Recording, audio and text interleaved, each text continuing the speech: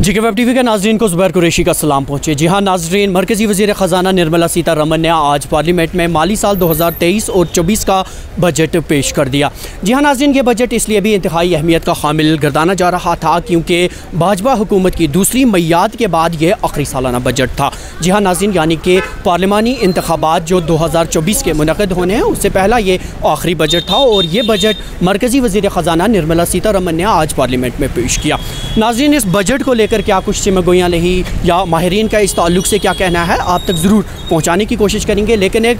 चंद अहम नुकात या वो तजावीज़ जो आज के इस बजट सेशन में मरकज़ी वज़ीर ख़जाना निर्मला सीतारमन ने पार्लियामेंट में पेश की उनका हम अहाता करेंगे, ख़ासकर जम्मू कश्मीर के तनाज़ुर में, यानी कि वो तरजीहात या वो तजावीज़ जो इस बजट में पेश की गई और जिनका बराह रास्त फ़ायदा जम्मू कश्मीर की आवाम को मिलने वाला है। बात करें तरजीहात की तो जूँ ही ये बजट सेशन शुरू हुआ तो सबसे पहले मरकज़ी वज़ीर ख़जाना निर्मला सीतारमन ने साफ़ तौर पर यह कहा कि ये बजट जम्मू कश्मीर, लद्दाख और शुमाली मशरक़ी रियासतों पर ख़ुसूसी तवज्जुह मरकज़ करेगा। यानी कि ये जो बजट पेश किया जा रहा है इसमें इन जम्मू कश्मीर, लद्दाख समेत शुमाली मशरक़ी जो रियासतें हैं उन पर ख़ास तवज्जुह दी जाएगी। उसके बाद बहुत सारी तरजीहात जो थी वो इस बजट में शामिल की गई और उन तरजीहात में कई ऐसी तजावीज़ हैं जो मरकज़ी वज़ीर ख़जाना निर्मला सीतारमन ने माली साल 2023 और 24 के बजट के लिए पार्लियामेंट के सामने रखी। और जो तजावीज़ इस बजट में रखी गई उसमें आपको बताते चले नाज़रीन कि सबसे बड़ी तजावीज़ जो सामने आई वो ये थी कि इनकम टैक्स के स्लैब में छूट दी गई है। जी हाँ नाज़रीन, तमाम वो अफराद जिनकी आमदनी 5 लाख तक हुआ करती थी उन्हें टैक्स देना पड़ता था, लेकिन इस बजट के दौरान ये तजवीज़ पेश की गई है कि इस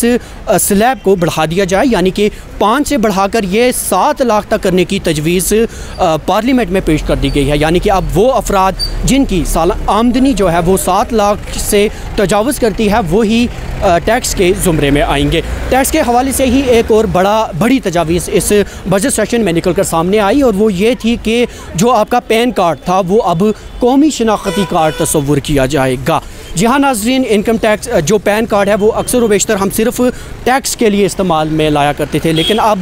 पार्लियामेंट में इस बजट के दौरान ये तजवीज़ दी गई है कि ये जो पैन कार्ड है अब वो कौमी शनाख्ती कार्ड के तौर पर तस्वुर किया जाएगा। इसके साथ ही नाज़रीन, ख़वातीन के ताल्लुक़ से अगर बात की जाए तो एक बड़ी तजवीज़ मरकज़ी वज़ीर ख़जाना निर्मला सीतारमन ने इस बजट के दौरान पार्लियामेंट के सामने रखी और इसमें यह बताया गया कि इन्होंने ख़वातीन के लिए एक स्कीम जिसे महिला बचत पत्र योजना का नाम दिया गया है और इस स्कीम के ताल्लुक़ से ये बताया जा रहा है कि ख़वातीन को बाख्तियार बनाने की ये अपनी नौइयत की मुनफरद और अनोखी स्कीम है। जी हाँ नाज़रीन, आपको बताते चलें कि इस स्कीम के तहत ख़वातीन 2 साल तक के वक्फे में 2 लाख रुपए तक की सरमायाकारी कर सकती हैं। जी हाँ नाज़रीन, ख़वातीन को ये छूट दी गई है कि वो 2 साल में 2 लाख रुपए की सरमायाकारी कर सकती हैं और अलावा अज़ीं इस स्कीम के तहत उन्हें डिपॉज़िट की भी छूट देने की इस स्कीम को मुतारिफ़ करने के दौरान बात कही गई है। इतना ही नहीं बल्कि स्कीम में यह भी कहा गया है कि इसमें वो ख़वातीन जो रिटर्न भरना चाहती हैं उन्हें 7.5 तक वो रिटर्न भी दायर कर सकती हैं। बच्चों के लिए अगर बात की जाए या नौजवानों के लिए बात की जाए तो इस बजट में यह भी कहा गया है कि बच्चों और नौजवानों के लिए नेशनल डिजिटल लाइब्रेरियों का क़याम जो है वो अमल में लाया जाएगा। जी हाँ नाज़रीन, एक और तजवीज़ डिजिटल लाइब्रेरियों के ताल्लुक़ से सामने आई जिसमें यह बताया गया है कि डिजिटल लाइब्रेरियाँ जो हैं वो कायम कर दी जाएगी, यानी कि जम्मू कश्मीर ही नहीं बल्कि दीगर रियासतों में डिजिटल पढ़ाई जो हो रही है, यानी कि वो मवाद जो निसाब में शामिल है और वो मवाद जो निसाब में शामिल नहीं भी है उन तक रसाई हासिल करने के लिए ऐसी लाइब्रेरियों का क़याम अमल में लाया जाएगा जहां पर डिजिटल तरीके से डिजिटल तर्ज के ज़रिए तमाम मवाद जो है वो दस्तयाब रखा जाएगा और इसके साथ साथ फ़िज़िकल लाइब्रेरीज़ को भी इम्प्रूव करने की बात इस बजट के दौरान कही गई है। एक और अहम तरजीहात या एक और अहम तजवीज़ जो इस बजट के दौरान पेश की गई वो ये थी कि विलेज लेवल पे जो टूरिज़म है उसे बढ़ावा दिया जाएगा। हालांकि हुकूमत इस जानिब पहले से ही कई काम ज़ेर दस्त लिए हैं, दर दस्त लिए गए, इन कामों पर काम भी हो रहा है, लेकिन अब इस बजट के दौरान बाज़ाबिता तौर पर यह तजवीज़ दी गई है कि विलेज लेवल का जो टूरिज़म है उसे बढ़ावा दिया जाएगा और इस ज़िम्न में यह कहा गया है कि तमाम जो रियासतें हैं जम्मू कश्मीर के समेत 50 सियाहती मकामात का इंतखाब किया जाएगा और इन मकामात पर बाद में मुल्की और बैनुल अक़वामी सयाहत के लिए मुकम्मल तौर पर एक